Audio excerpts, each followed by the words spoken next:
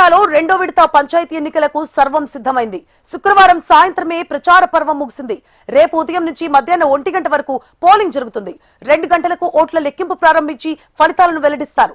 ఆ వెంటనే ఉప సర్పంచ్ ఎన్నికను కూడా పూర్తి చేసేలా అధికారులు ఏర్పాట్లు పూర్తి చేశారు. ఇక రెండో విడతలో మొత్తం 4332 సర్పంచ్ స్థానాలకు గాను 415 చోట్ల ఏకగ్రీవమయ్యాయి.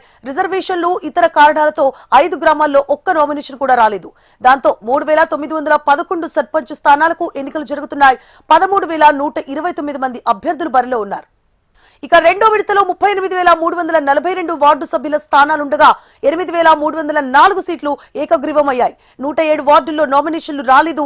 దీనితో 29903 వార్డులకు ఎన్నికలు జరుగుతుండగా 78158 మంది బరిలో ఉన్నారు. ఇక మొత్తంగా 57,22,565 మంది ఓటు హక్కు వినియోగించుకోనున్నారు. పోలింగ్ కు ముందు అంటే శనివారమే సిబ్బంది ఆయా పోలింగ్ కేంద్రాలకు చేరుకునేలా అధికారులు ఏర్పాట్లు పూర్తి చేశారు. ఇక అసెంబ్లీ లోక్సభ ఎన్నికల్లో కాంగ్రెస్ పార్టీకి పూర్తి మద్దతుగా నిలిచిన ఉమ్మడి ఖమ్మం జిల్లా ఇప్పుడు తొలి విడత పంచాయతీ ఫలితాల్లోనూ కాంగ్రెస్ కి జై కొట్టింది. ఉమ్మడి జిల్లాలో 351 పంచాయతీలకు గాను ఎన్నికలు జరిగితే 223 సర్పంచ్ పదవులను కాంగ్రెస్ మద్దతుదారులే కైవసం చేసుకున్నారు. ఇక బీఆర్ఎస్ 73 చోట్ల, వామపక్షాలు అంటే టీడీపీ స్వతంత్ర అభ్యర్థులు కలిపి 55 చోట్ల విజయం సాధించారు. బీజేపీ మద్దతుదారులు ఒక్కరు కూడా గెలవలేదు. ఇక రాష్ట్రంలోనే పెద్ద పంచాయతీ అయిన భద్రాచలం సర్పంచ్ గా కాంగ్రెస్ బలపరిచిన వారే విజయం సాధించారు.